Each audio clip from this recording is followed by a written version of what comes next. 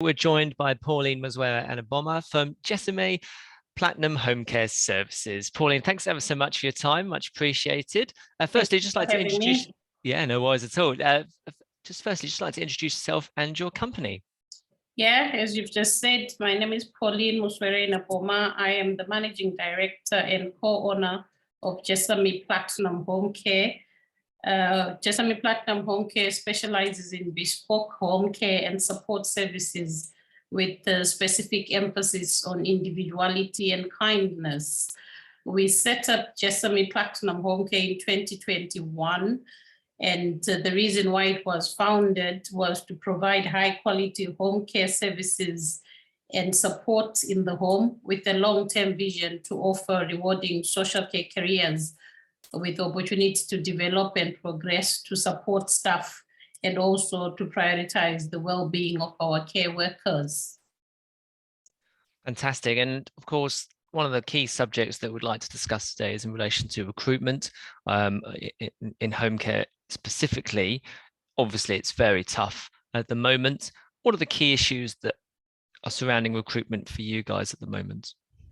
At the moment, our service is predominantly a lot of male care workers that have the calling for care, as I call it, for home care, and very keen. But one of the challenges is placing them.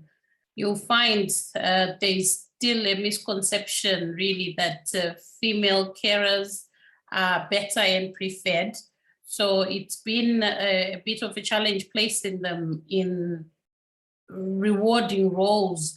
So we have had to be quite picky, so to say, with the care packages that we deliver so that we can accommodate our male staff group, because they're quite good, and every so often trying to place them specifically in home care has been a challenge, because you might find male service users, they want female, and female obviously for personal care type of reasons, they want female. So we have sort of leaned toward young men that have got learning disabilities and autism, and we're supporting them more because of the workforce that we have.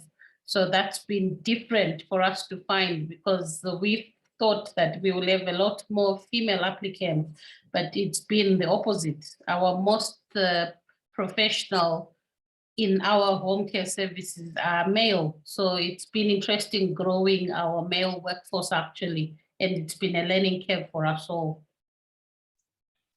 And those home care providers that may be watching this may be thinking about, you know, what top tips you may have to pass on to them, and what you found that's worked for you. Can you talk us through that at all? What we found that works is taking the interview and application process as the first step, because a lot of candidates come well prepared for the interview. They come with all the right current qualifications, but then you put them in a placement and they fail dismally. So we've now found that before, and no matter how qualified your care experience might be, or your qualifications, or whatever background you're coming from, we want to induct you into what we want for our service and our culture. So our registered manager came up with the induction plan that is bespoke to us, and everybody has to learn our way, meet our management team, have a feel of what our vision for the service is, and also tell you what we want home care to be, what's bespoke to us, despite the qualifications you come with. So we're finding that we are having a lot more satisfied workers. They're staying with us longer. Our retention is quite good. We've not lost, I think we've lost one person in the service because of obviously unacceptable behavior. But apart from that, we are able to retain 98% of our workforce. Yeah, that's a very impressive figure, isn't it? Fantastic. Is there anything you'd like to add in terms of what works well for you in terms of recruitment? Yeah, we found as well that the most care workers aren't young. And this is not because there's anything wrong with the age, but a lot of our very efficient and good care workers are 45 and above, which which was also very different to discover for me, because I always thought I was a very good care worker. That's why this was set up, only to find out that the best of them are actually a bit older than myself. So it's been good, really. But we do have quite very good young ones, and we are budding them with our older ones so that they learn, because we need them as well to grow the service. So it's just been quite good and educational for me, really. Different.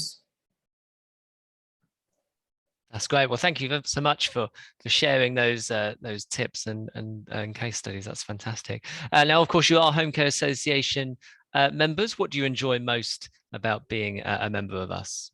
The training. I enjoy most the training. I did the medication train the trainer so that I can train my workforce.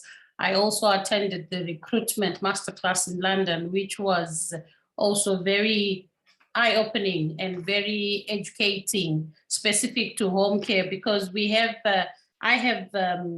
before the home care service, we have Jessamy Staffing Solutions, which is an agency, and the recruitment is very different when you're recruiting for home care workers and that stay and that are effective in the service.